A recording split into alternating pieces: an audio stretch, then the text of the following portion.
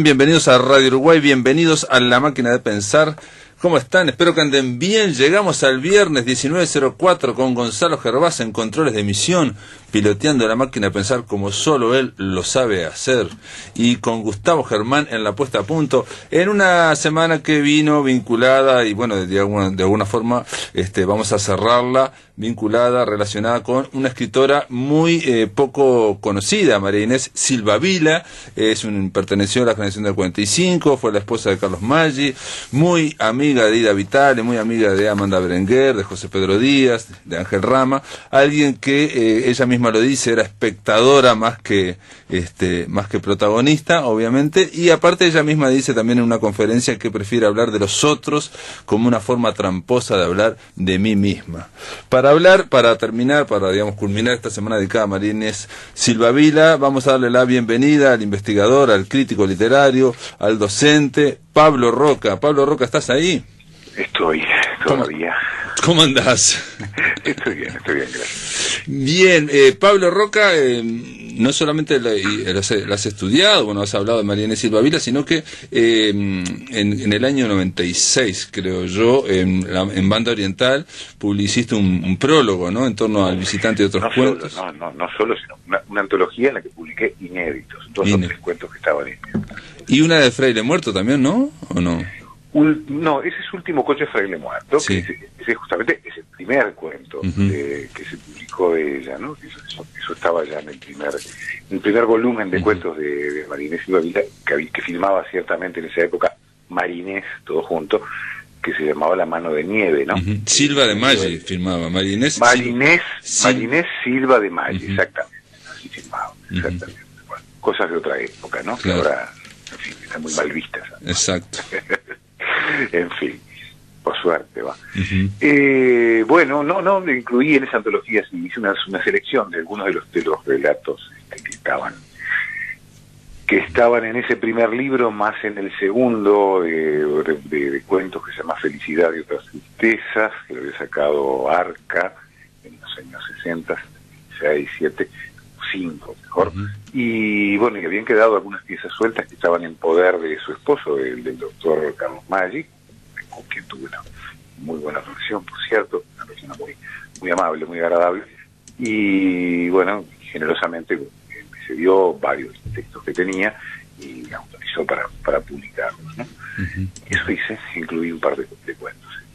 Yo te decía algo que he reiterado durante toda la semana, de que ella prefería hablar de ellos más que hablar de mí misma, y de alguna forma se convirtió en una especie de cronista del 45, que incluso yo le contaba ayer a Alicia Torres fuera de micrófono, varias anécdotas que ella, escribió, las publicó, ¿no?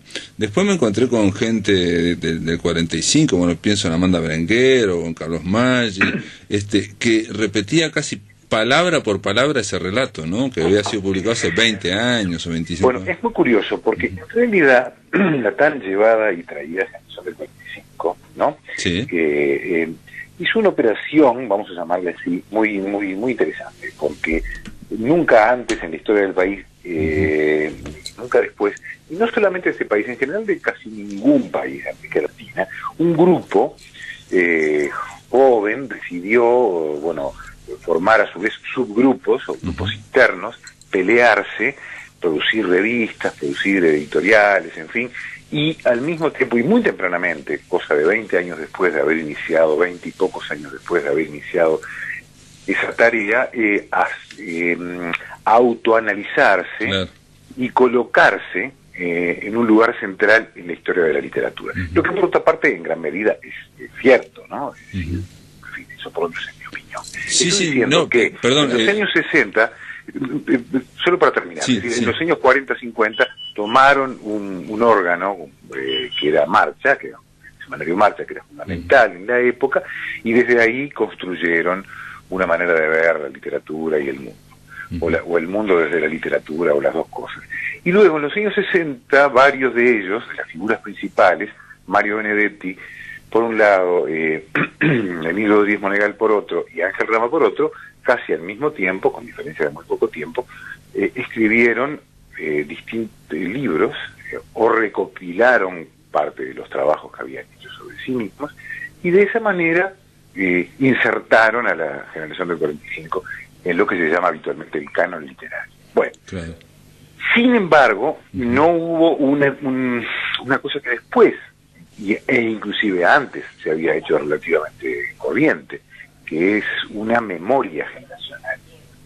Me explico, o sea, ninguno de estos mencionados ni otros escribieron sus memorias, sus recuerdos. Esa tarea la asumió tardíamente María Inés Silva Vila. En el semanario Jaque, que era de su sobrino ciertamente, Manuel Silva, ¿no? Ella empezó a publicar una serie de notas, medio perdidas, en fin, no del todo destacadas, pero que salieron a lo largo de muchísimo tiempo, en 85 y 86, que se llamaba 45 por 1. Gran parte de esas notas, no todas, ciertamente, fueron recogidas por Maggi, con un prólogo de Benedetti, ciertamente, en un libro, dura 45 por 1, que lo publicó Fin de Siglo, póstumamente, ¿no? En el 93, si no recuerdo sí, mal. 93, sí, póstumo. Ahí está. Bueno, eso es el único, lo que tú mencionabas, digamos, sería como un friso de historias, como un anecdotario en cierta forma edulcorado, muy bien escrito, muy seductor, muy lindo, muy agradable, sí. pero también una historia edulcorada, ¿no? Es decir, la mirada, justamente lo que tú mencionabas, de alguien que se mantiene afuera, ¿no? Es decir, que se ha mantenido afuera, un poco no ha participado, ¿no? Quiero decir, ella no participó activamente de la pelea, ¿no? Porque realmente peleaban, ¿no? Lo cual era muy bueno, me parece. ¿No? Ella dice que esas peleas eran como una disputa de familia. Bueno, justamente eso, en todo caso, ahí está el edulcorado. Exactamente, el edulcoramiento de la cosa estaría ahí. No era tal. Los enfrentamientos entre Ángel Rama y Rodríguez Monegal eran tremendos y demoledores, por ejemplo. Sí. La separación por razones ideológicas y estéticas, pero sobre todo ideológicas o políticas, que tuvieron, qué sé yo, gente que era amiga, como Benedetti de Rodríguez Monegal, o Idea Vilarín de Rodríguez Monegal, y Alsina, después del asunto Cuba, de la Revolución Cubana, fueron determinantes. Claro. Vos mencionaste esos nombres porque estaban dentro del mismo subgrupo, por llamarlo, o grupo, porque había, por ejemplo, José Pedro Díaz, que estaba en el otro grupo, digamos, en Carlos Maggi, Ida Vitale, Ángel Rama, en su diario íntimo, tenía realmente, se ve que ahí había una gran rivalidad con Emir Rodríguez Monegal, pero a nivel de profesorado, de concursos, al extremo que en su diario, pero varias veces, no una, dice Emir Martínez Monegal. Cambia el Martínez por el Rodríguez cuando escribía. Y va contando un gran encono, digamos, que va más allá de lo literario. Ahora, yo te estoy escuchando. Mal te está refiriendo al diario de José Pedro Díaz, que también es una cosa publicada hace relativamente poco tiempo. Hace poco, claro. La edición que hizo la biblioteca, ¿no? Pero la Biblioteca Nacional, sí. Claro, pues ese fue un texto que nadie conoció, justamente, digamos, eso más bien abona mi hipótesis, que no eran muy buenos confesores. O sea, la idea esta que estamos ahora que es muy fuerte, la verdad es que se llama las escrituras del yo, ¿no? O sea, que los diarios íntimos, o la memoria, públicos, las memorias, las autobiografías que casi todo el mundo escribe, la autoficción, bueno, eso no, esos años no funcionaba. Más bien al contrario, la gente pedía disculpas cada vez que decía yo. Es decir, de algún modo, como dice María Inés Silva Vila, se decía yo hablando de los demás. Claro. Que creo que es una forma, ¿no? Bueno, entonces, escuchándote está bien, me haces cambiar de idea. Entonces no es que María Inés Silva Vila escribió y todo el mundo lo retomó, sino que ella en sus crónicas seguramente retomó esa especie de relato ya colectivo que había. Porque le mencionaba... Bueno, yo creo que es así, y sobre todo cuando ya había pasado, en 45 había pasado la retirada, habían ya muerto algunas de sus figuras principales. Por ejemplo, Díaz Monegal, ya que estamos, había regresado en esos días del 85 a Montevideo para saludar a sus amigos, dar unas conferencias y despedirse, y a los 2 días, 3 que volvió a Estados Unidos, se murió, tenía un cáncer terrible, ¿no? Ahí andan por ahí las fotos que lo prueban, en esa época que ciertamente estaba el poeta Enrique Fierro como director de la biblioteca, que lo acogió, en fin. Entonces era una manera de, pongo ese ejemplo, ¿no? Pero era una manera también de sellar ese pacto, que también es parte de la palabra operativo es demasiado complotista, pero bueno, no se me ocurre otra, de entrar en la historia. Claro. En un momento además en que los jóvenes, digamos, o sea, quienes entonces tenían 20 y tantos años, no sabían mucho o nada por la ruptura del régimen dictatorial que se había iniciado en el 73, no sabían mucho de quiénes eran, y eso pesaba bastante, ¿no? O sea que la cuestión de la desmemoria, el desconocido y todo eso es algo que vive el hijo, ¿no? Claro, sí, digo, lo que estás contando de Ríos Monegal, que vino muy enfermo, dio unas charlas, unas conferencias, digo, después quedó todo eso en un libro, yo leí el libro de actas, y realmente no tuvo la trascendencia que tenía que podía haber tenido en ese momento, ¿no? Estamos hablando creo que de fines del 84, 85, en el 85, ¿no? Eso, él vino en el 85, o sea, fines del 85, sí. Noviembre del 85. De todas formas, por ejemplo, ella, en una carta que se publica aquí en este libro, El milagro como norma, de María Inés Silva Vila, hay una carta que manda a Norman Thomas Di Giovanni, allá en Estados Unidos, el hombre que hizo la autobiografía con Borges, ¿no? Un hombre que es muy vinculado a América del Sur. Ella le pide, le manda un cuento, en fin, que va a ser traducido en una antología, y le termina diciendo lo siguiente, dice, para comprobar que las casualidades postales no me impiden llegar más allá del límite del español, y que compense, le pide a Di Giovanni, que es que compense su lectura, ¿no? O sea, de mi buen amigo Cotelo, o sea, se refiere a Rubén Cotelo, que es una crítica que le hizo muy fuerte a María Inés Silva Vila, con una lectura de mi buen crítico Mario Benedetti, ¿no? O sea, que le había hecho una buena crítica. E incluso menciona a Cotelo un poco más adelante, y dice, según Cotelo, mi literatura, y según Cotelo, que es un inmaduro, mi literatura no ha madurado todavía. Hace un chiste. Bueno, claro, eso debe, sí. Bueno, eso habla justamente... Es del año 70. De ese clima de pelea, cuando digo pelea lo digo metafóricamente, a darse de patadas. Bueno, a veces ocurrió, pero bueno, qué más remedio, las cosas suceden. Es decir, de disputa y de debate intenso que se producía en aquellos años, y del cual ellos se sentían parte, ¿no? Para empezar, algo que luego se perdió, ahora creo más que nunca, había lecturas cruzadas, y reconocimiento del otro, ¿no? No ocultamiento del otro, sino reconocimiento del otro aún en la diferencia, y lo que tú acabas de decir es una prueba de lo que estoy diciendo. Seguramente eso remite a un artículo de Cotelo que salió en el diario El País, donde Cotelo era crítico antiguo, ¿no? Book reviewer, y sobre todo, y bueno, un artículo de Benedetti en La Mañana, que luego recoge en Literatura Uruguaya siglo XX. Exacto. Y sobre todo, un libro muy, muy importante, que no es demasiado recordado en el lugar que me corresponde. La verdad es que no hay un estudio aún sobre las antologías del cuento. Es una antología del cuento uruguayo que hizo Cotelo, que se publicó en Caracas por la editorial Monte Ávila en el 69.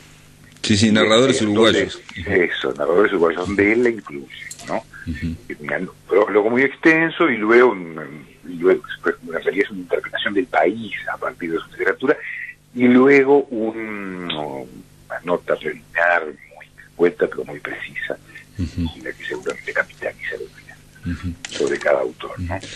Bueno, o sea, digo, para ir redondeando, digo, lo que definiríamos la generación del 45 es que tiene esa capacidad, tuvo esa capacidad por un lado de producir literatura, a la vez criticarlas, generar una crítica, digamos, seria en torno a sí mismo, ¿no? Digamos, para ubicarse dentro del canon, y aparte yo le agregaría también esa cuestión de, bueno, final, quizás posterior, de tener un relato, porque acá lo que está haciendo ella también es un relato, o lo escribió, en realidad está poniéndolo por escrito con una gran pluma, María Inés Silva Vila, relato de un relato que ya era una tradición oral, ¿Por qué digo que es una tradición oral? Porque es sospechoso que cuando ella habla de un chiste Felisberto era el mismo chiste que me decía Nora Giraldi o que me decía Maggi cuando lo entrevisté, o cuando habla de que Ángel Rama tuvo que romper una novela, fue lo mismo que me contó Amanda Berenguer. ¿Me explico? Era como una especie de tradición oral, bueno, de relato. Amigos también, ¿no? Eran amigos,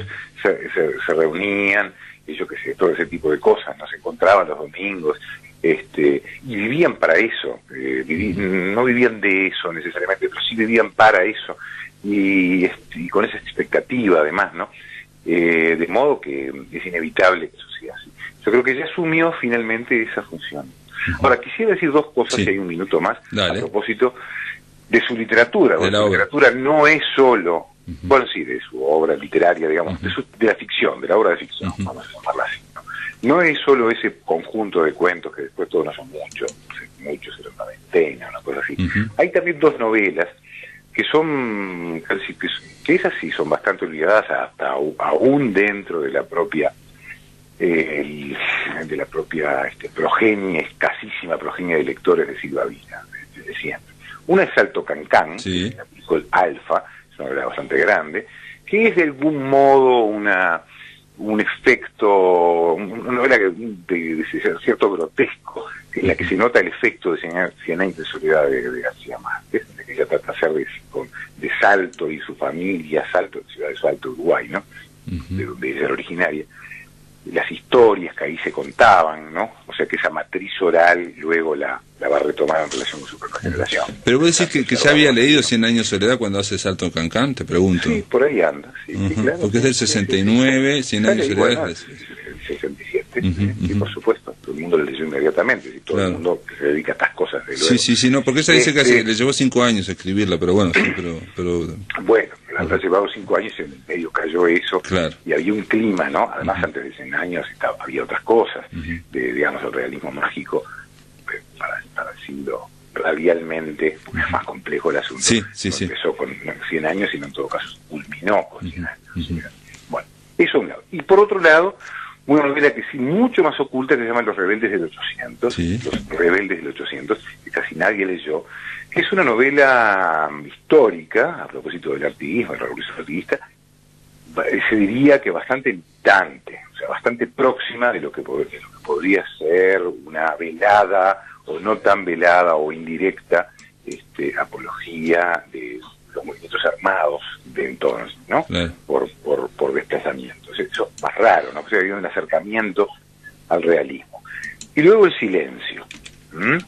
Pero eso es una cosa que quería comentar, porque generalmente no se habla de esto. Pero además, lo que quisiera señalar es que ese último Cocho Fraile Muerto, que apareció en la revista Escritura en el 47, ciertamente se cumple 70 años de la revista Escritura, que dirigía a su amigo Julio Báez, se dirigía a su marido, Carlos Maggi, su entonces presidente marido. Es una de las primeras pruebas en el país de lo que se podría llamar lo kafkiano, ¿no? Aquella cosa ya hiper conocida de Borges sobre lo kafkiano, que es algo que se ha naturalizado, pero acá está tanto, dice Borges, no lo conocemos como tal, no lo conocemos como tal, es decir, hasta la aparición de Kafka no lo veíamos, me explico. Es decir, el absurdo, esa concepción del mundo, que una vez que uno lee a Kafka, se modifica la percepción del mundo. Pero en aquel momento nadie leía Kafka, porque nadie sabía alemán, ¿no? Es decir, las primeras traducciones de Kafka empiezan a aparecer a fines de los años 30, había algunas sueltas por ahí en revistas de circulación menor. Y quiere decir, la proyección y el efecto de lo kafkiano, más que en Felisberto Hernández, que también incide en la obra de Silva Vila, llega, creo, en ella misma. Pero que no es poca cosa. Si uno lo empieza a mirar en el mapa de la escritura latinoamericana, es interesante, porque por esa misma época, sin conexión alguna entre sí, por ejemplo, el extraordinario escritor mexicano Juan José Arreola escribió un cuento clásico que se llama Tren, que también es una historia de un viaje en tren que no llega a ninguna parte. O en Brasil, Murilo Rubião escribe una serie de cuentos que va a reunir en un libro más adelante, también hay también un viaje en tren en uno de ellos, ¿sí? Se llama Tren, justamente. Y en fin, los casos se podrían multiplicar. Santiago Dabove en Argentina, ¿no? Bueno, aquí esa. Sí, estaba pensando que Benedetti también tradujo a Kafka, pero era por esa época.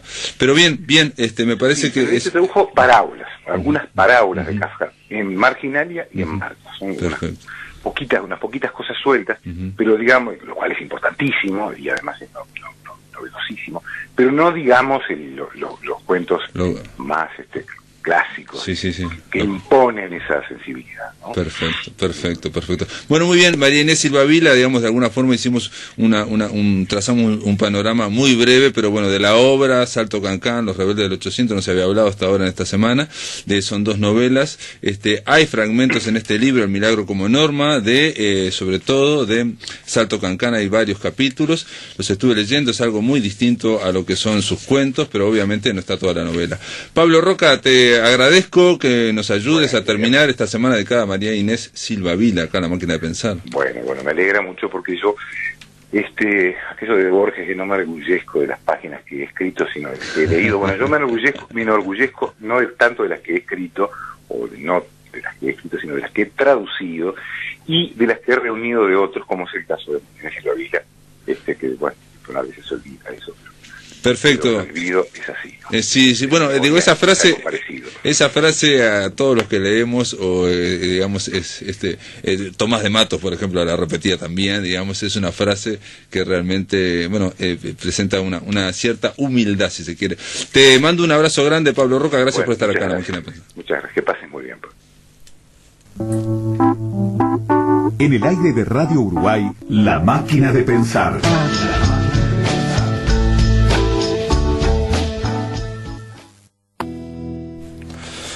Amigos, estamos en La Máquina de Pensar. Yo no sé si recuerdan, yo por ejemplo pensé que hacía mucho tiempo, pero fue el año pasado, el Mundial Poético de Montevideo. Bueno, hay que decirles que arranca de nuevo la nueva edición del Mundial Poético de Montevideo desde el 23 de octubre al 28 de octubre. Para hablar de ello, le damos la bienvenida a la eminencia gris que hay por detrás de todo esto, ¿no? El hombre que está por detrás de las bambalinas y por delante también, Martín Barea Matos. ¿Cómo andás? Muy bien, buenas tardes a todos los amigos, acá estamos. El hombre que organiza, que arrancó esto, arrancaste hace... 2013, la primera edición. Este es el tercero. Tercera edición. Que al principio se planteó que iba a ser bienal, ¿no? Sí, cada 2 años. Sí, y realmente tendría que haber sido en 2015, y la segunda fue en abril del año pasado. O sea, esa bienal fue de 2 años y medio en realidad. Ajá. Y por eso mismo, por las dificultades de cumplir con ese tiempo absurdo de bienal, en realidad. Sí, que te lo pusiste vos mismo. Que me lo había puesto yo mismo, al final fue una complicación. Dijimos, bueno, si va a ser un problema que sea permanente, entonces, así que decidimos hacerlo anual. Anual, perfecto. Entonces el año pasado hicieron en el 2016 y este año arranca ahora en octubre. Yo te pregunté, porque no me acordaba tampoco, si eran tantos días, porque son muchos días, son casi una semana. Sí, o sea, empieza el lunes y en realidad termina el domingo en términos prácticos, pero la última programación es el sábado. Pero sí, es una semana entera. Es del 23 al 23, 24. Claro, el sábado 28 y termina en realidad el domingo 29. Perfecto. En términos reales, que es el día que vuelven a sus nidos los poetas. En su momento, yo me acuerdo del año pasado, las listas eran largas, pero también es muy difícil coordinar tanta cosa de tantos países. Me acuerdo, por ejemplo, que iban a venir unos chinos, no sé qué, que al final no vinieron al último momento. No vinieron por problemas burocráticos, además. Sí, una locura. Ahora van a venir, estoy viendo, de Holanda, de España, de Estados Unidos, Francia, Vietnam, de México, de Chile, obviamente de Argentina, de Perú, de Brasil y de Estados Unidos, entre otros países, ¿no? Sí. Tenemos una variedad importante, grande de voces, de lenguajes, de tonos, de inflexiones. De registros en definitiva, tanto de estilo, ¿no? De generación, en fin, así que va a haber para todos los gustos.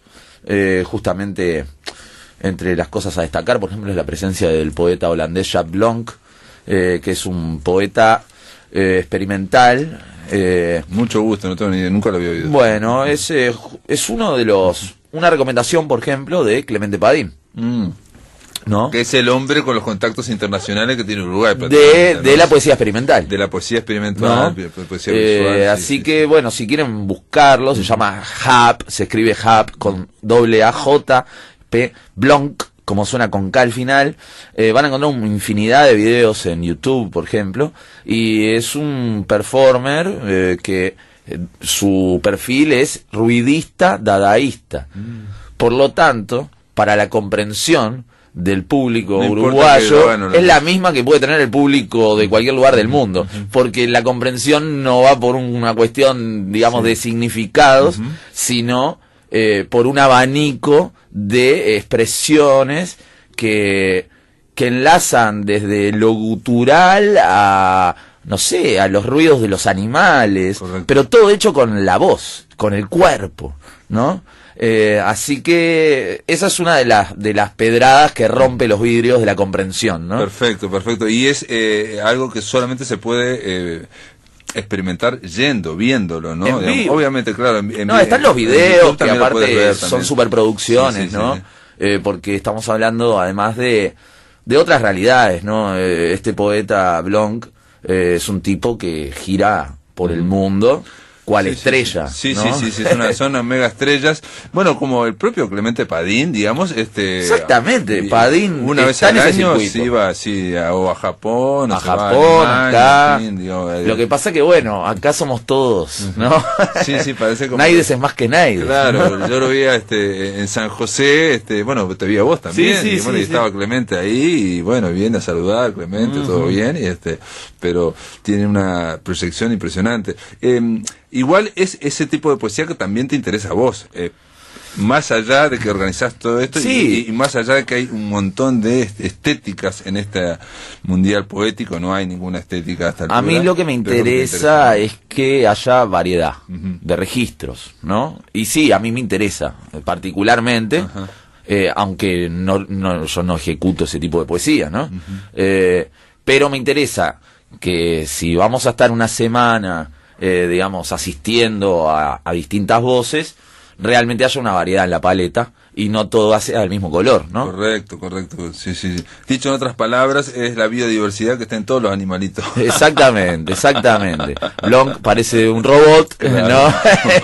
¿No? Claro, van a estar, solamente para mencionarlos, bueno, arranca con Blonk, ¿no? Blonk llega para el final del festival, va a estar viernes y sábado, pero... Vienen los de Brasil, que entrevisté la otra vez, Pedro Lago y Pedro Rocha. Repiten Lago, Rocha y Amora Pera, pero vienen Luis Leprevost y Víctor Paiva por primera vez. Bueno, a ver, también pasa esto, que por ejemplo, estos poetas cariocas que nombraste tú al principio, ejercen de alguna manera la curaduría carioca. Correcto, ¿no? Correcto, y ellos hacen el esfuerzo de venir y de alguna manera participar a otros para que... Recomiendan a otros. Claro, para que esa red no se rompa, ¿no? Luego Gerardo de Grassi, que participó en el primer Mundial Poético, es quien lleva la curaduría de los poetas argentinos, por ejemplo. Entonces vamos de alguna manera diversificando, ¿no? Y generando agentes en cada lugar que nos recomienden, que trabajen. Y que sepan también, digamos, cómo trabajás vos en cuanto a esto de la biodiversidad. Exactamente, también, ¿no? exactamente. O sea, que no te traigan solamente de un solo palo. Exacto. Y te pregunto, porque yo me acuerdo, a esta altura ya vos te habrás olvidado, Martín Barea, pero yo me acuerdo que para la primera edición del Mundial Poético, que realmente fue un gran impacto para acá, para Uruguay, hubo gente que quedó afuera, porque hay muchos poetas uruguayos. Siempre. Si lo haces anualmente, digamos... Si lo hago anualmente es más fácil que digamos que el recambio de nombres, o por lo menos que el recelo dure menos. O que se vayan rotando, digamos. Es imposible. Yo veo acá algunos nombres, no voy a decir cuáles, pero digo que en su momento se enojaron mucho en la primera edición, obviamente, pero porque era limitado a los uruguayos y eran limitados, había un límite. Sí, y además, que yo en su momento lo dije, claro, estamos acostumbrados a que este tipo de trenes pasan solo una vez.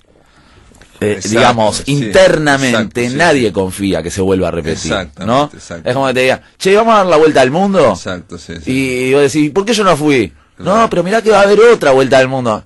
No, mentira. Claro, ¿entendés? Claro. Entonces, y me acuerdo que para el primer Mundial de Poético vos hiciste una especie de comisión también, que estaba Luis Bravo, Clemente, todo como una forma para que no te cayeran todas las piedras en tu cabeza. Igual caen. Pero no, ya en el segundo, el año pasado ya fue el ambiente fue totalmente distinto, ¿no? Sí, más tranquilo y bueno, y de todas maneras se dramatiza, digamos. Sí, de todas maneras siguen existiendo las colaboraciones, digamos, de eso, curatoriales y demás. Por ejemplo, Gustavo Bochekowski, el Maca, ha trabajado en configurar un poco también este mundial. Bueno, Maca también es otro. Ya te dije, Clemente, ¿no? Se me ocurre que, digamos, no sé si había sido siempre así, pero que los últimos años está viajando casi cada año, digamos, ¿no? Ahora estuvo en Antigua y Barbuda, pero digo, Dominicana, Colombia, o sea, está viajando como no me parece que viajaba hace 10 años. Y tal vez no, yo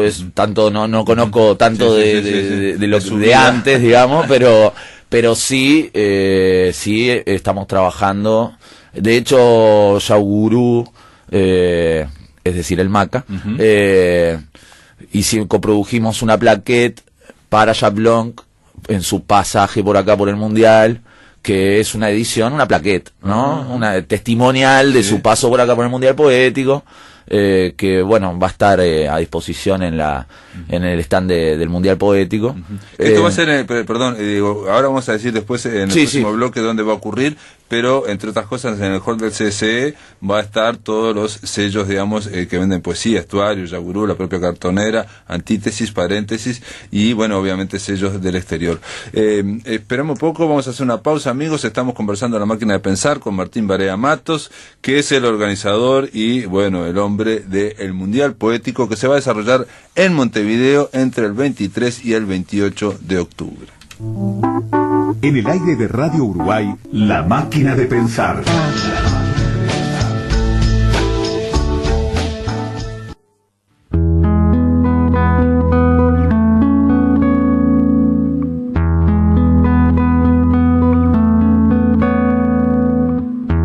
De aquella vez el mundo era tan distinto, parecía que teníamos 10 años y unas ganas de hacer todo de vuelta.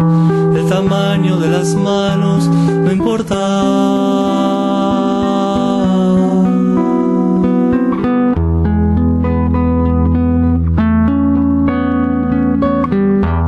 De aquella vez el mundo era como de barro, lo amasábamos igual que a nuestros sueños.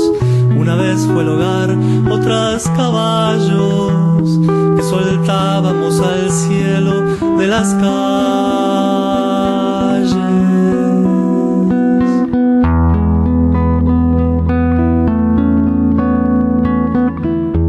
De aquella vez el mundo no empezaba hasta que uno sonriendo lo miraba.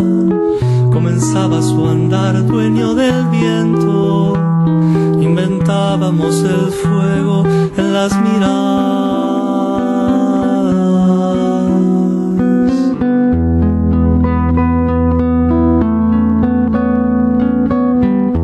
De aquella vez el mundo en un bolsillo, junto con mis cosas lo llevaba.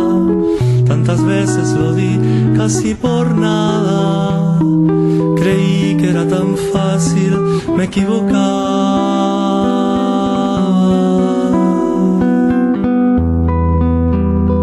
Yo no sabía más.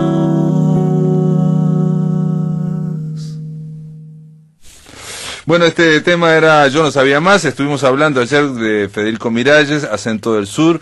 Era el disco de Federico y bueno, esta es una versión que hizo de este tema Yo no sabía más, con letra de Horacio Buscaglia y música de Pipo Espera, un tema de los años 80 que bueno, que él versionó a la manera de Federico Miralles.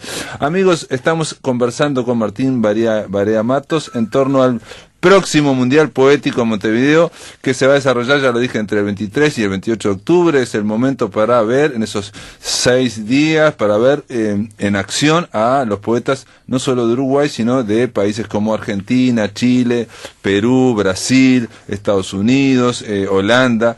Y esto se va a desarrollar en varias sedes, básicamente el Centro Cultural de España y Sala Verdi. Te pregunto ahora, ¿no? No, son más.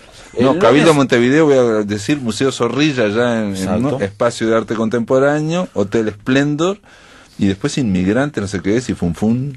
Sí. Esto es así.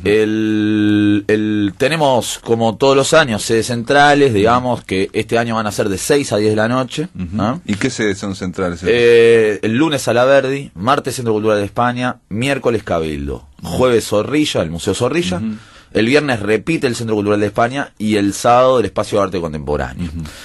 Pero, por el volumen del festival, por la cantidad de participantes, y para poder dar un poco más de cabida también a los participantes locales, decidimos agregar trasnoches. ¿Ah? Entonces, las trasnoches van a ser de martes a jueves. El martes a la noche, donde era Polé Iguaná, que ahora es Inmigrantes, se llama, donde, bueno, en Polé Iguaná. Polé Iguaná, que antes estaba la comedia, hace muchísimos exactamente. años. Sí. Ahí, a partir el martes de 11 de la noche a 1 de la madrugada, trasnoche, ahí va a estar presentándose, por ejemplo, el Maca con Goico y Mora, va a estar Tere Corondi, Santiago Pereira, por tirar algunos nombres locales. El miércoles va a ser lo mismo horario, de 23 a 1 en el Funfun. Ahí van a estar Agustín Lucas, va a estar José Arenas. Funfun en el nuevo local ese que tiene en el ahí nuevo local, en Soriano, ahí a una cuadra del Cervantes, digamos. Va a estar Isabel de la Fuente también. Estoy nombrando a los locales y de memoria. El jueves va a ser en el restaurante El Peregrino del Mercado del Puerto. Es el primer restaurante en la esquina del Mercado del Puerto, que da la fuente ahí.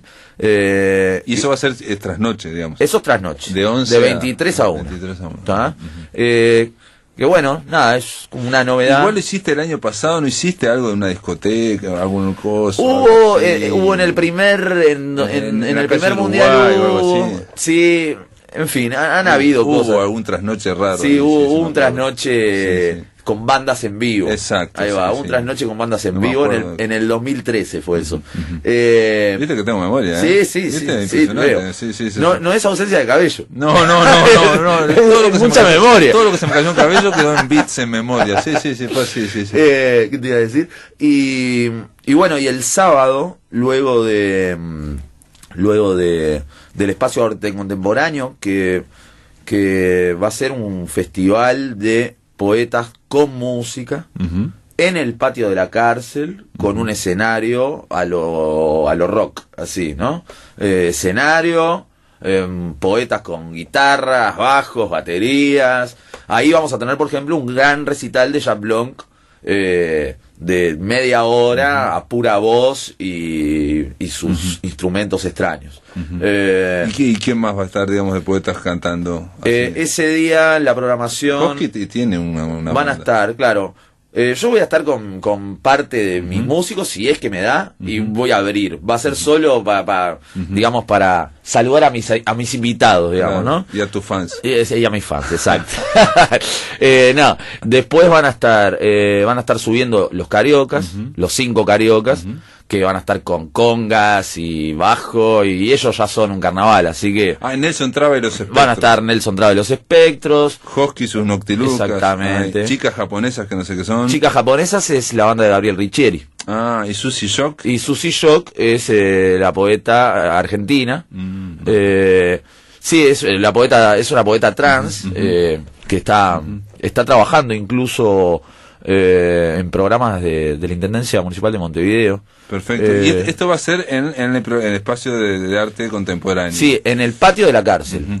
Y la fiesta de cierre en Tractactus. Sí. Te quería comentar, simplemente para los amigos también, que Gerardo Ciancio, que fue a un festival de poesía en Toronto hace 3 meses, me contaba y me mostró fotos que me sorprendió, era que hacían lecturas sobre un escenario, ¿no? Poetas, ¿no? Y es gracioso que entre poeta y poeta subía una banda de heavy metal.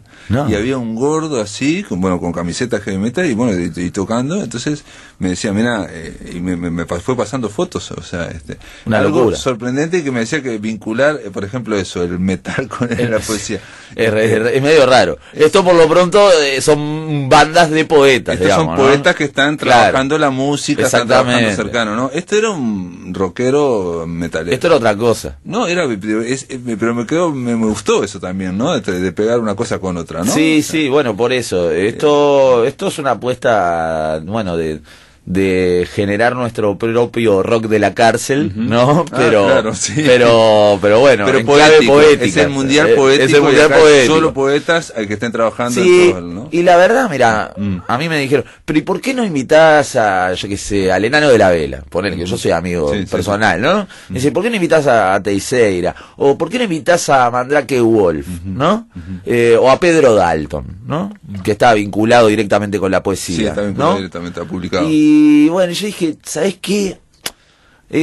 Vamos a intentar hacerlo los poetas, ¿entendés? Sin pedirle prestado público a los rockeros, ¿está? Yo sé que estoy loco, pero aprovecho a invitar acá a la ciudadanía a que nos ayude a hacer el rock de la cárcel poético, ¿no? Sí, sí, porque sabés que esto lo sabemos todos, que si invitas a un rockero, si invitas a, yo que sé, a los buitres, obviamente va a ir mucha más gente que jamás iría a un mundial poético. Y bueno, pero eso es así, es así. Hablé con Gabriel Peveroni, me dijo que presentó su libro sobre los estómagos, y entonces me dijo, jamás en una presentación iba a tener yo la cantidad de gente que estaba. Eso fue en Pando, ¿no? No, ahora en la Feria del Libro.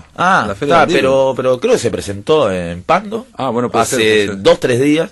Hablé con Martín Fernández, sí. que hicieron el lanzamiento en Pando, y me dijo, no sabes lo que era, lleno de gente. Claro, y en la Feria del Libro estaba lleno, dice que para él fue una fiesta para Peveroni, ¿no? Dice, nunca, a una presentación mía de una novela, nunca iban a ir tanta gente. Exactamente. Y con tanta fuerza. Pero bueno, el tema es así, Mundial Poético, esto va a terminar, el sábado 28 en el programa Espacio de Arte Contemporáneo, para aquellos que quieran ver el rock de la cárcel, es a partir de las 17 horas, que más o menos es el rango, ¿no? Entre 18 ese día arrancamos un poquito antes, porque, claro, entre digamos, banda y banda, siempre hay 10-15 minutos de acomodar equipos, esto, lo otro.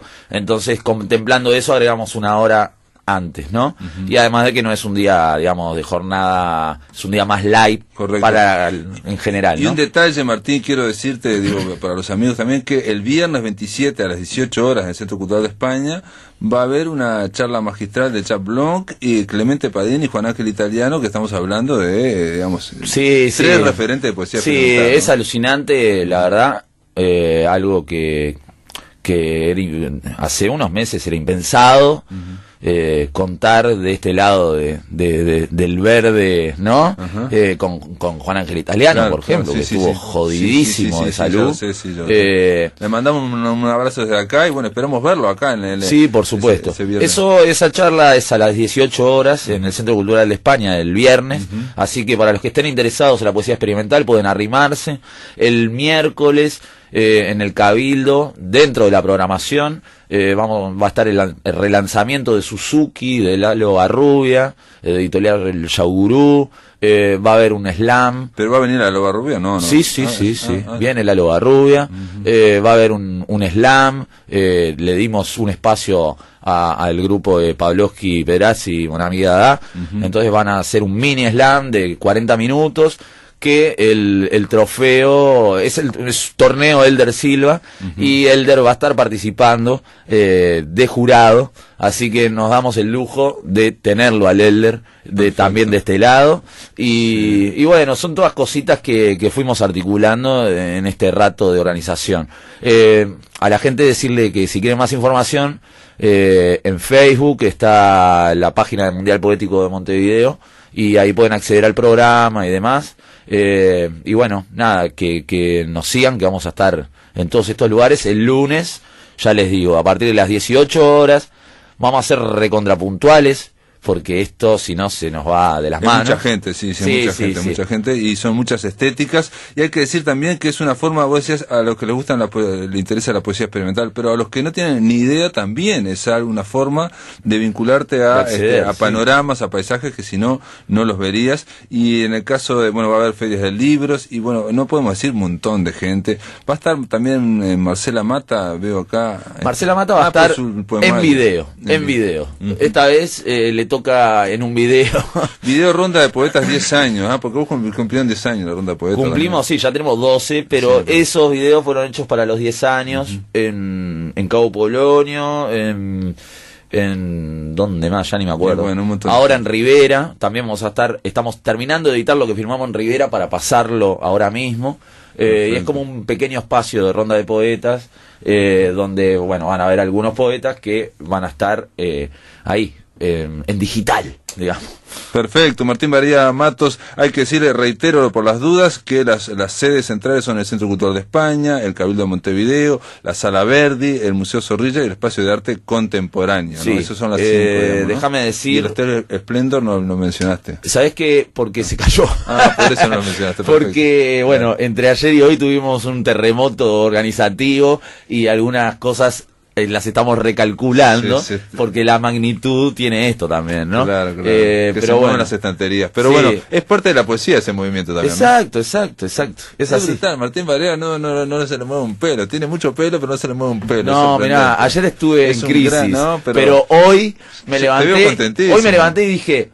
Che, pero si esto no tuviera toda esta emoción de cine catástrofe, si todo fuera un reloj suizo, sería burocracia. De acuerdo. Sí, de acuerdo. Y aparte hay otro detalle que no es bueno decirlo mucho, pero después las cosas más o menos se van acomodando mágicamente, como ocurre en el teatro, esto cuando empieza a moverse todo, todo funciona. Hay mucha voluntad y de mucha gente, y bueno, y eso es lo más importante. Una vez me dijo, te digo, cuando organicé la movida Onetti junto a otra gente, ¿no? En Colonia, una brasilera, una escritora brasilera me dijo, mirá, me dice, yo quejándome de todo lo que había que armarlo, atado con alambre, todo se estaba como cayendo, y me dijo esto.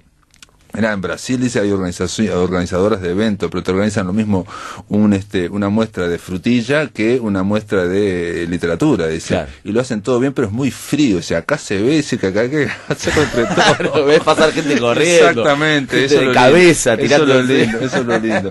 Gracias por estar acá, Martín. No, por favor, gracias a usted. Felicitaciones por el Mundial Poético, amigos. Y nada, se terminó la semana La Máquina de Pensar. El lunes, a partir de las 19 horas, estaremos aquí en Radio Uruguay. Que lo pasen muy, pero muy bien.